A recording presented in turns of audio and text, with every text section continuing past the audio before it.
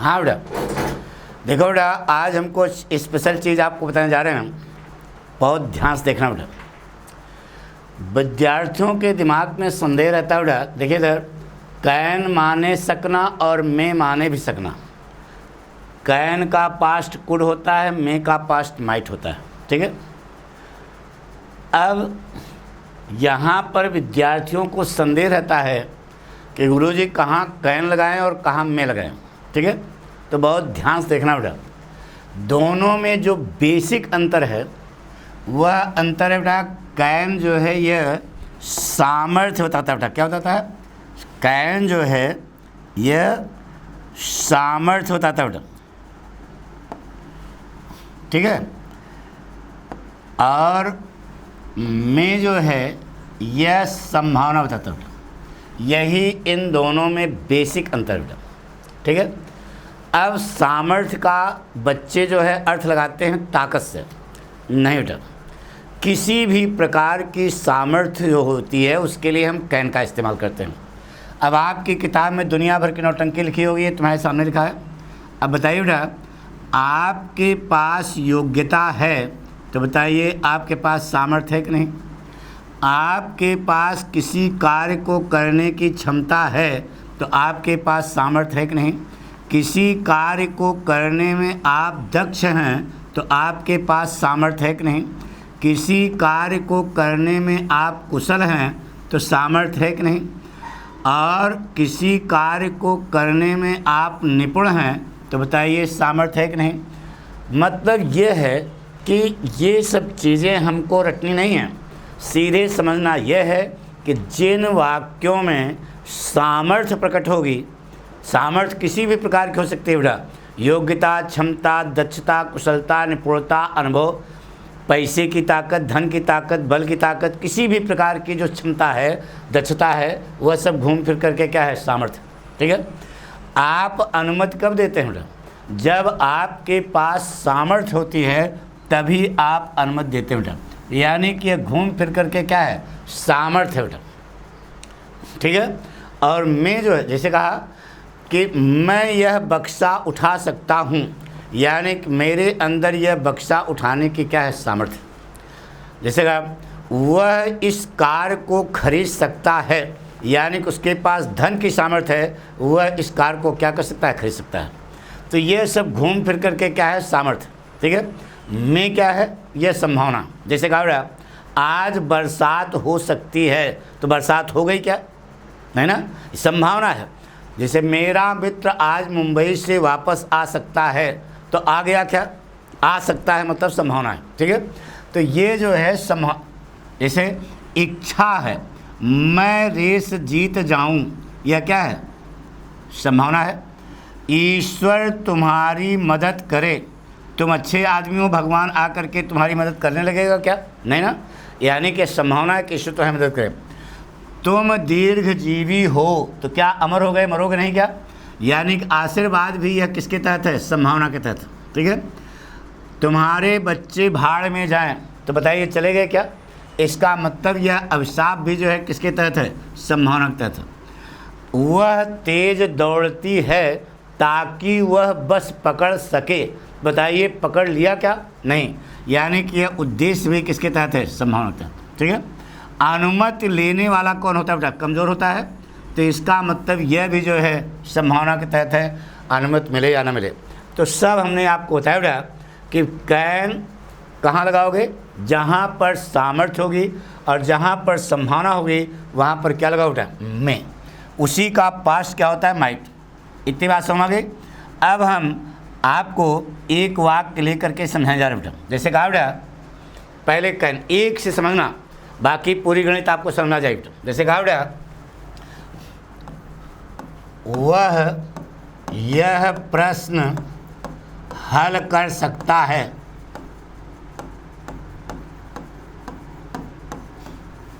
बताइए बेटा कौन सा टेंस है? प्रेजेंट टेंस है, तो प्रेजेंट टेंस का नियम लगेगा। वह यह प्रश्न हल कर सकता है। क्या ट्रांसलेशन होगा बेटा? ये स्टाइल है पाठक की ना। क्या बना बेटा? He can solve this question. यही वाक्य सही बेटा। लेकिन अब यहाँ पर प्रश्न उठता है बेटा, गुरुजी यह कौन सा टेंस है? यह बेटा देखो, हमने बताया संसार का कोई भी वाक्य होगा तो वह टेंस के तहत होगा। तो यह प्रेजेंट टेंस है, प्रेजेंट इंडेफिनिट टेंस है। तो प्रेजेंट इंडेफिनिट टेंस का नियम यहाँ पर आपने लगाया क्या?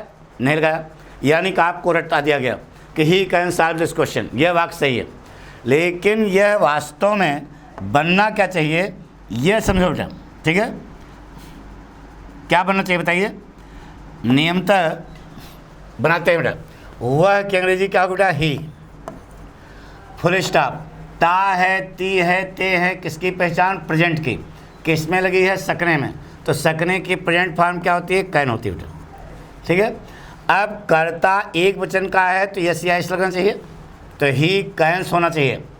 अब फिर एक बार हल करना, एक बार वर्ब आ गई, इसके बाद दोबारा वर्ब आएगी, किस रूप में आएगी? इन्फिनिटिव के रूप में। तो टू सॉल्व दिस क्वेश्चन, नियमतः यह बनना चाहिए, लेकिन यह गलत है और यह क्या है? सही है। अब लड़का जानना चाहता है गुरुजी क्यों, ना जानना चाहोगे? तो अभी आपको बताएंगे, आपको कई बार बता चुके हैं कि टेंस के अलावा जो वर्ब बनाई गई वह मॉडल एक्सिलरी हैं, जिन्हें हम डिफेक्टिव वर्ड्स कहते हैं। क्या कहते हैं? सबको बताया था, डिफेक्टिव वर्ड्स, ऐसी वर्ब जिसमें कुछ न कुछ क्या है? कमी है, ठीक है? तो देखो कितनी बनाए थे? Shall, should, will, would, can, could, may, might, must, ये सब क्या है? मॉडल एक्सिलरीज हैं, डिफेक्टिव वर्ड्स हैं।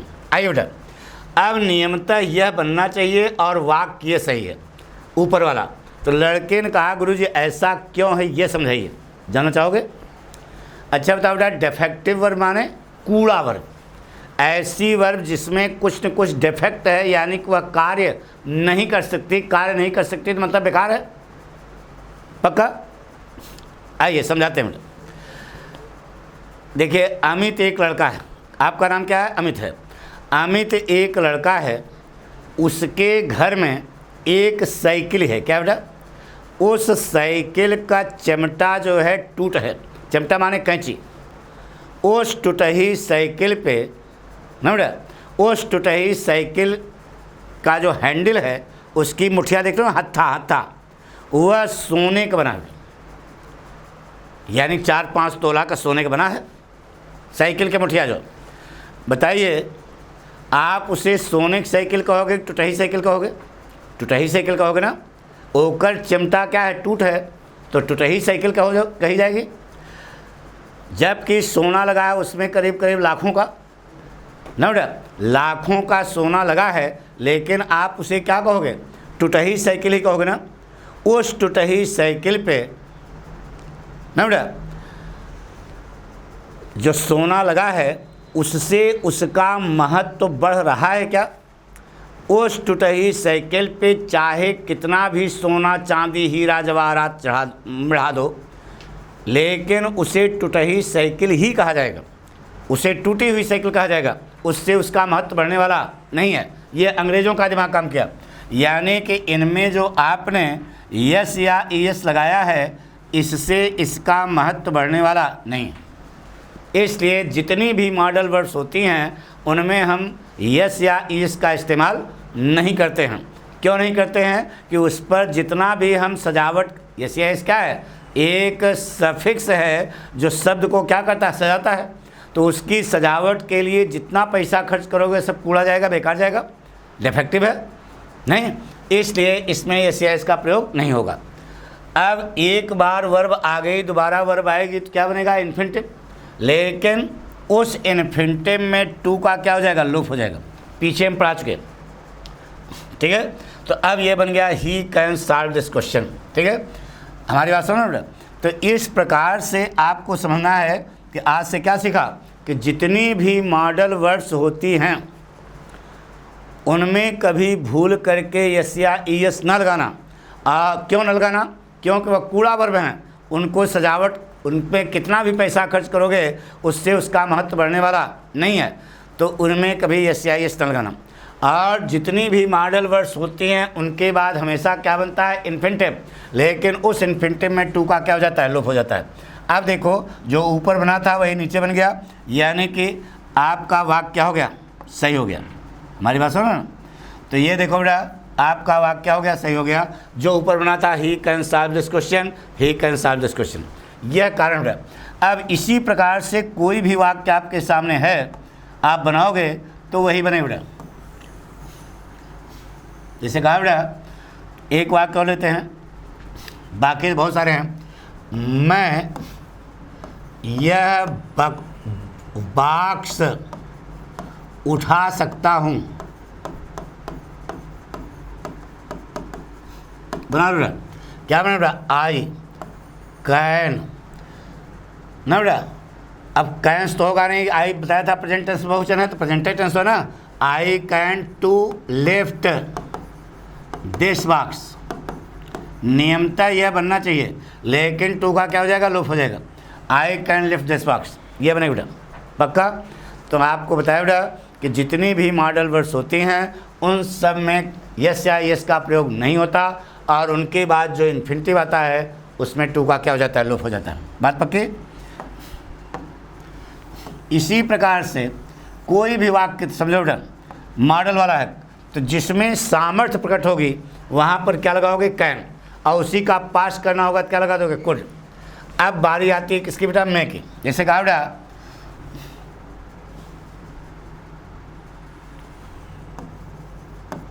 आज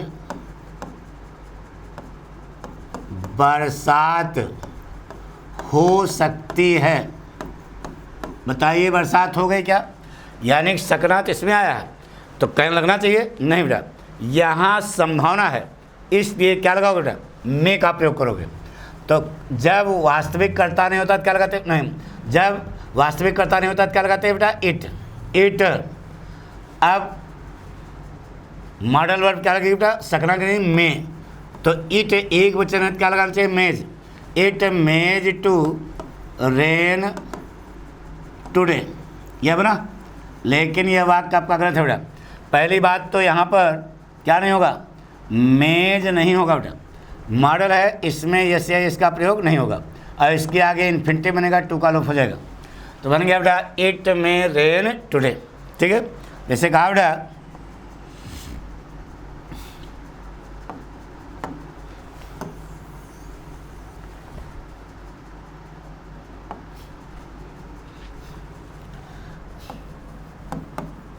मेरा मित्र आज कानपुर से वापस आ सकता है, यह बना बेटा, मेरा मित्र आज कानपुर से वापस आ सकता है।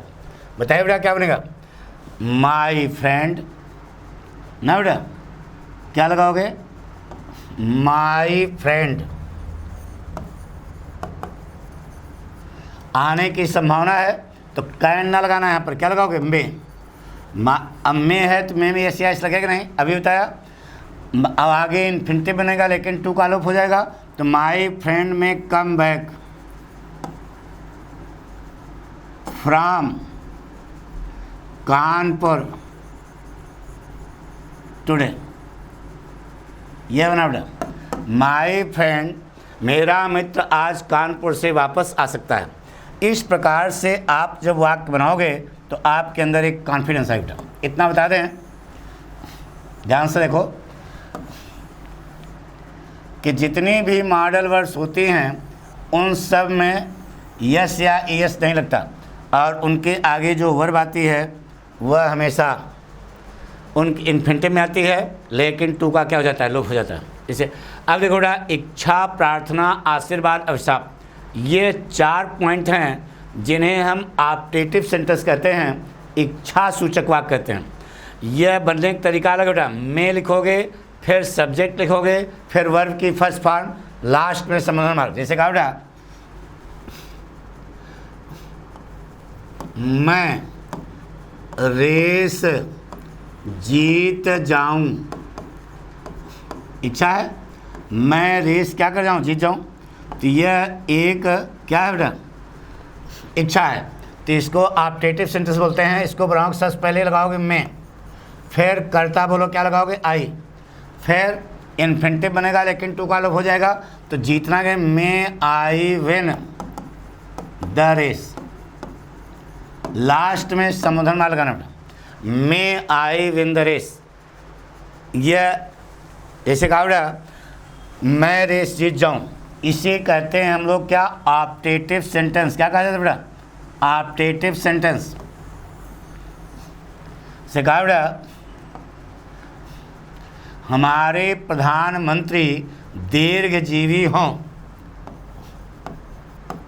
हमारे प्रधानमंत्री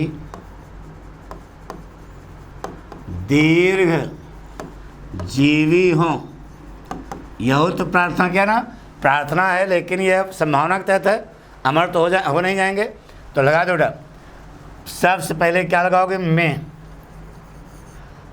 our prime minister, our PM, may our prime minister live long. क्या हो जाएगा बेटा, लिव लॉन्ग। लास्ट में संबोधन माल लगा देना।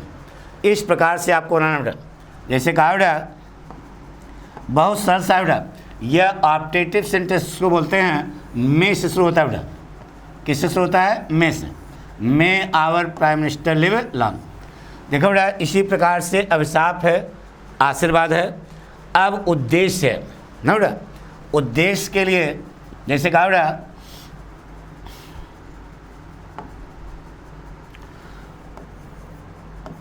वह तेज दौड़ती है ताकि वह बस पकड़ सके। यह वाक्य है बेटा। अब बताइए, वह तेज़ दौड़ती है, क्या बस पकड़ लिया, क्या पकड़ने की क्या है संभावना है। तो वह तेज़ दौड़ती है प्रेजेंट इन्फिनिट टेंस है ना बेटा। बना दो, बोलो क्या बने बेटा, सी रन्स फास्ट। अरे सब पढ़ा चुके ना, सी रन्स फास्ट यहाँ तक हो गया। ताक करे जब से नैनों में झांकी वाले का अर्थ अंग्रेजी होती है बेटा सो दैट या इन ऑर्डर दैट, दोनों में इसको लगा दो। वह बस पकड़ सके, तो वह कहने क्या होगी, सी में कैच द बस। पढ़ा बन गया, सी रन्स फास्ट सो दैट सी में कैच द बस। वह तेज़ दौड़ती है ताकि वह बस पकड़ सके। इस प्रकार से हमने आज आपको कैन और मे के बारे में बताया बेटा। इसका पास्ट करोगे तो कैन का कुड हो जाएगा, मे का माइट हो जाएगा। थैंक यू बेटा।